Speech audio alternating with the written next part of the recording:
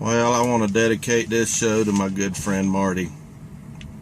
It's been a rough week. I appreciate all your hugs and well wishes you've given me on Facebook this week, and I tell you, it really means a lot. Marty was a good friend of mine, and I really didn't know how good of a friend I was to him till I stumbled upon his lifeless body on my dash, and I was going through some of his belongings and found his will and some drawings that he had made, and I just wanted to kind of tell everybody how I met old Marty. He followed me home from the China Walk restaurant one time.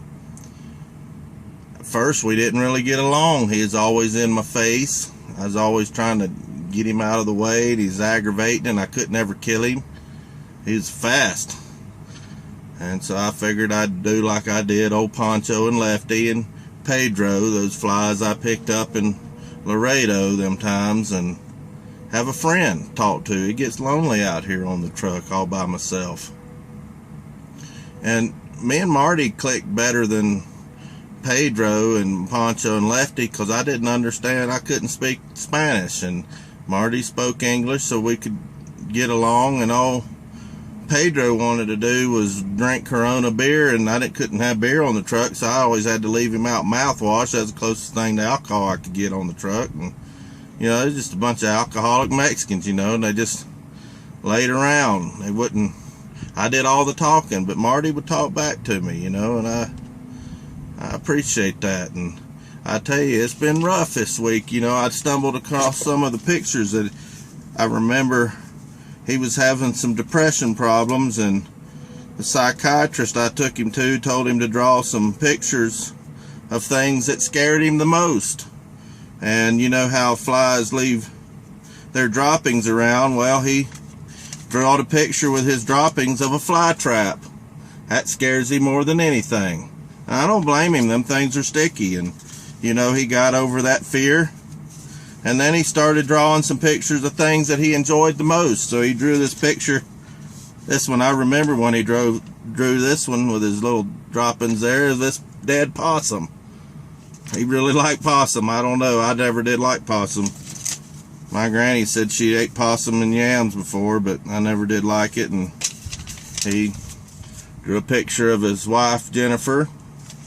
And I tell you, the one that tore me up the most was when he drew this truck. You know, that was a message to me. And I found his will, and old Marty wanted to be cremated.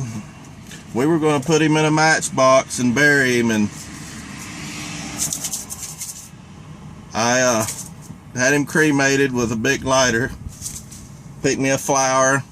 I'm going to put this in there, and we're going to spread the ashes out. Next time, me and my student, he's up there sleeping, his name's Kevin, but next time we see some roadkill, a dead possum in the road, we're going to spread his ashes out.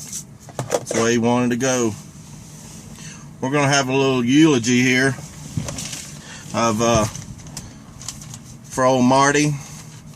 I wrote a poem, and I'm going to read you my poem. It's called The Fly. Little fly, thy summer's play my thoughtless hand has brushed away. Am not I a fly like thee? Or art not thou a man like me? For I dance and drink and sing till some blind hand shall brush my wing. If thought is life and strength and breath, and the want of the thought is death, then am I a happy fly, if I live or if I die. Old Marty McFly from Hill Valley, California. He was preceded in death by his wife Jennifer, his father George, and his mother Lorraine, brother Dave and sister Linda, great-great-grandfather Seamus, and great-great-grandmother Maggie, his great-grandfather William. He was survived by his sons Marty Jr., daughter Marlene, and best friend me. I was his only human, and it's a sad, sad day.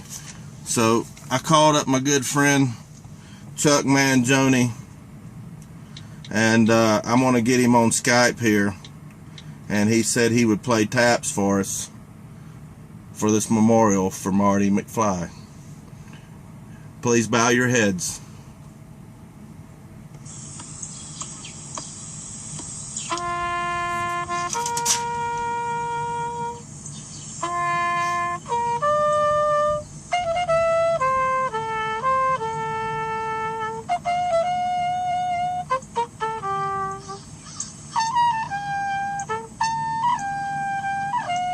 This is depressing. Wanna go play in the cemetery? Okay. Well, that's our memorial for my good friend. Like I said, I really appreciate everybody giving me hugs on Facebook, wondering why I've been so depressed. And now you know who Marty was. He meant a whole lot to me. And thanks for tuning in.